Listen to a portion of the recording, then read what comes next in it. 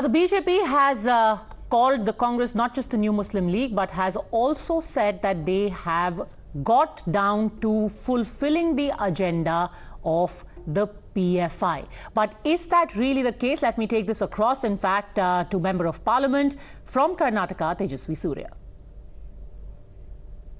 All right, joining us on the show, we have a Member of Parliament from Karnataka, from Bengaluru South, Tejasvi Surya. Mr. Surya, as soon as the government announced that they are going to be changing the anti-conversion law that was brought in by your government, the party has said, your party has said that this is the New Muslim League, that it feels like Karnataka has turned into the caliphate.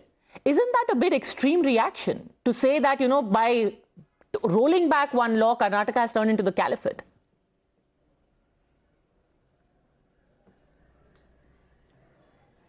Well, Padmaja, the impact of this law is something that is going to be draconian and long-term for the state of Karnataka.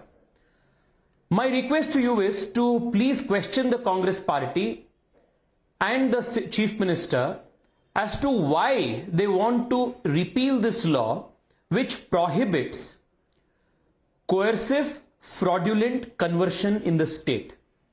The Constitution of India, while recognizing the right to religion, freedom of religion, explicitly states that and recognizes the fact that there cannot be coercive and fraudulent conversion. This is a principle that has been held as sacrosanct by the Supreme Court in multiple occasions. The object behind the BJP government, the earlier government, introducing this law was to stop illegal conversions, unconstitutional conversions, conversions based on fraud and coercion.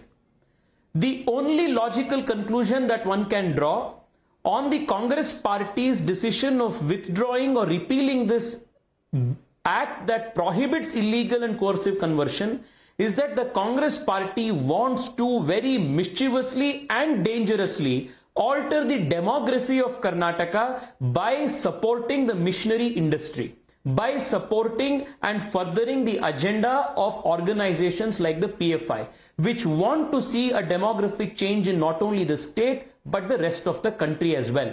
There cannot be any other conclusion that any reasonable person can draw. The Congress's answer to that is, it's not as if they are not going to have an anti-conversion law. The Bommai government had brought in changes which made the law very draconian. For example, saying that anyone who wants to convert has to give a 30-day notice prior. For example, that any family member, so somebody is disgruntled with... What is draconian about it? What is draconian about a 30-day notice? Why should somebody who wants to marry out of their own will and convert have to inform the government about it in advance? Because there are multiple instances where young people are being coercively, fraudulently trapped into marriages, trying to made to believe in a different certain manner by wrongful interpretation of facts and positions. To protect the interests of such people, especially young girls across religious communities, this law is was introduced. This law was neutral in terms of its treatment to all religions. It protected equally the rights of a Muslim girl, so much so that it protected the rights of a Hindu girl or a Christian girl or a young man belonging to the Jain or Sikh community. This was religion neutral in that sense.